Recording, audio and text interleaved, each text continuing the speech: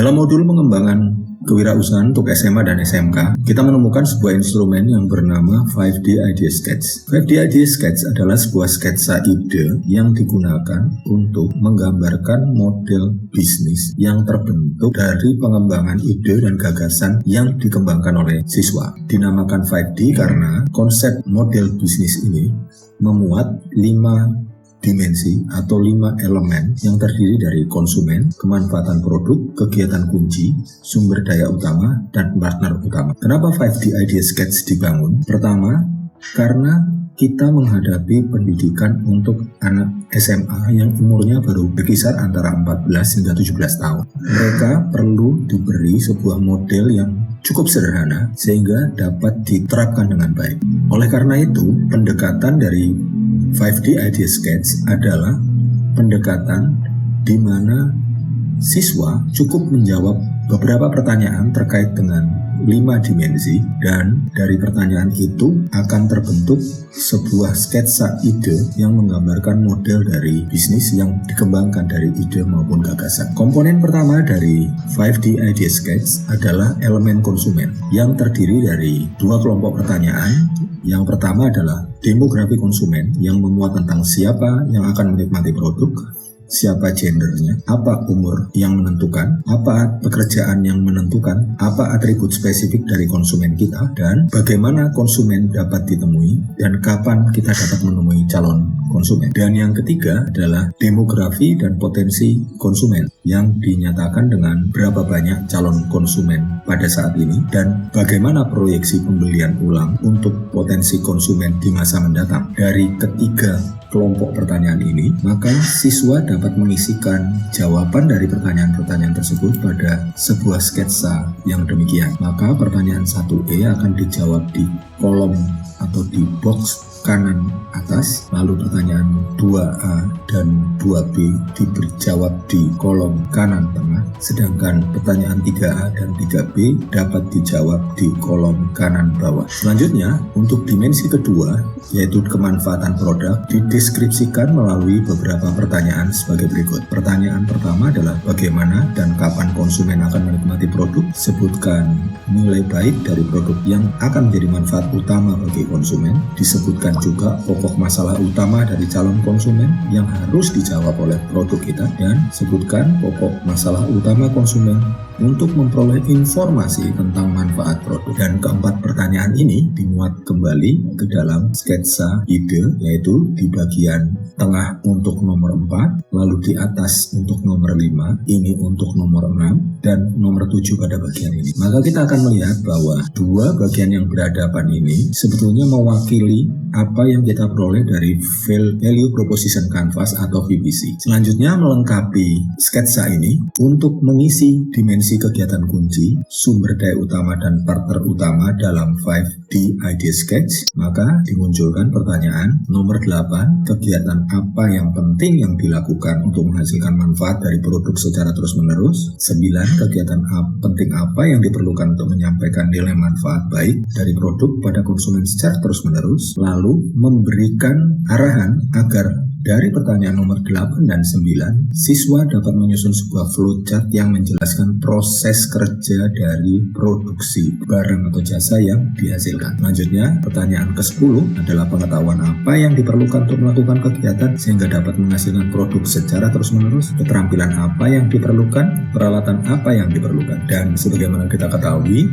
dimensi ini sebagai sumber daya utama akan menghasilkan dampak pada biaya atau cost. Berikutnya, untuk pertanyaan nomor 13, sumber daya utama terkait pemasaran, maka pertanyaannya adalah pengetahuan apa yang diperlukan untuk melakukan kegiatan menyampaikan nilai baik, keterampilan apa yang diperlukan untuk melakukan kegiatan menyampaikan nilai baik, dan peralatan apa yang diperlukan untuk melakukan kegiatan menyampaikan nilai baik. Ketiga pertanyaan ini juga memberikan dampak biaya, namun ini adalah komponen biaya pemasaran. Selanjutnya, partner utama, ada 2 pertanyaan, yaitu siapa yang dapat membantu Anda untuk memperoleh pengetahuan menghasilkan produk, dan siapa yang dapat membantu Anda untuk memperoleh pengetahuan menginformasikan produk. Di sini kita akan menyebutkan siapa saja jaringan kita yang memungkinkan kita untuk menghasilkan produk, dan siapa saja jaringan kita yang akan memungkinkan kita untuk mensosialisasikan atau mendiseminasikan informasi tentang produk. Dan semua pertanyaan tersebut jawabannya dikembalikan lagi ke kanvas atau ke sketsa yang telah disiapkan. Nomor 8 di sini,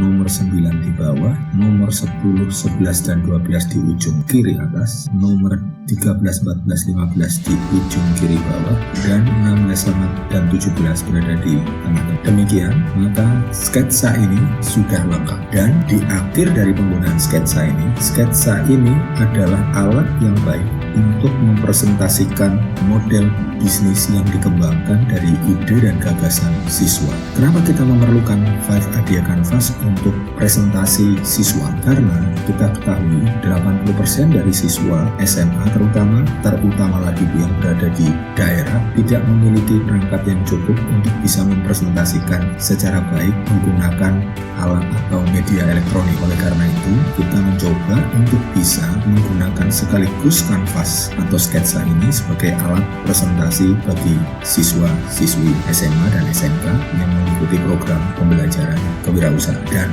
pada bagian menjelang akhir dari sebuah kegiatan pembelajaran 1 semester, kanvas ini atau sketsa ini akan menjadi alat presentasi bagi siswa-siswi peserta pembelajar. Satu video akan kami sisipkan untuk menunjukkan bagaimana siswa menggunakan perangkat ini untuk presentasi dalam idea pitching.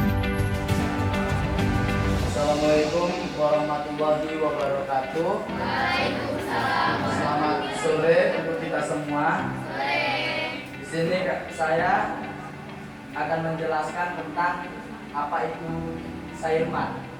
Sairmat adalah singkatan dari sabun cair hemat yang memiliki manfaat baik, yaitu akan mendapat menghemat pengeluaran rumah tangga untuk keperluan lain-lain.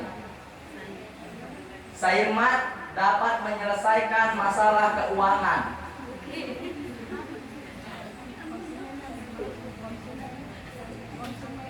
Konsumen Sairmat yaitu adalah ibu rumah tangga. Kemudian yang kedua ada orang yang ingin hemat dan praktis. Makanya dia membeli dan memilih Sairmat.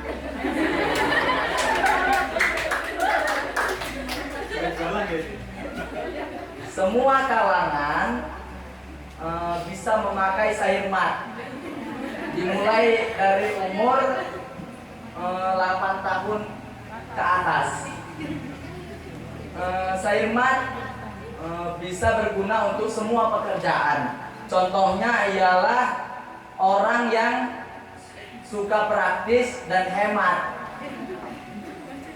Lalu kemudian yang kedua ada manfaat yang akan dapat dinikmati.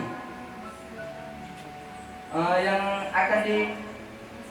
akan dapat dinikmati oleh konsumen Sairmat adalah pagi dan sore, saat mencuci piring yaitu pagi dan sore. Kemudian pada saat bersih-bersih seperti di rumah, di kantor dan restoran. Akan mempresentasikan mengenai produk kami, yaitu masker wajah. Yang pertama, masker wajah memiliki manfaat baik, yaitu mempercantik kulit wajah. Dan konsumen masker wajah adalah memiliki masalah, yaitu orang yang ingin kulitnya atau wajahnya cantik. Digunakan oleh kaum wanita di atas umur 12 tahun ke atas. Orang yang takut mempunyai masalah di wajah. Setelah itu nomor 2, manfaat akan dapat dinikmati,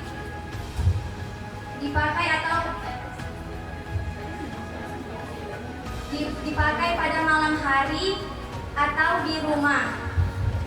Setelah itu potensi konsumsi terbesar ini belum disurvei ke lapangan.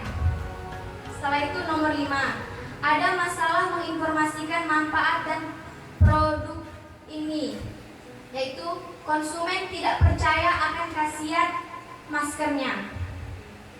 Nomor 6, untuk menghasilkan semua manfaat, baik harus dilakukan menjamin kualitas bahan-bahan masker atau kelengkapan bahan-bahan.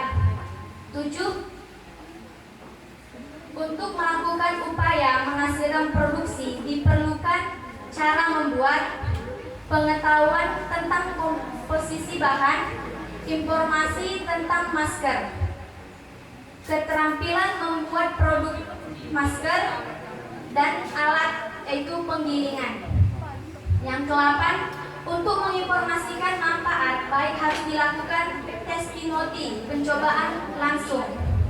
Yang ke-9, untuk upaya menginformasikan manfaat baik produk diperlukan cara berbicara atau berkomunikasi, keterampilan promosi atau sales yang sering kita tahu, spanduk dan tempat.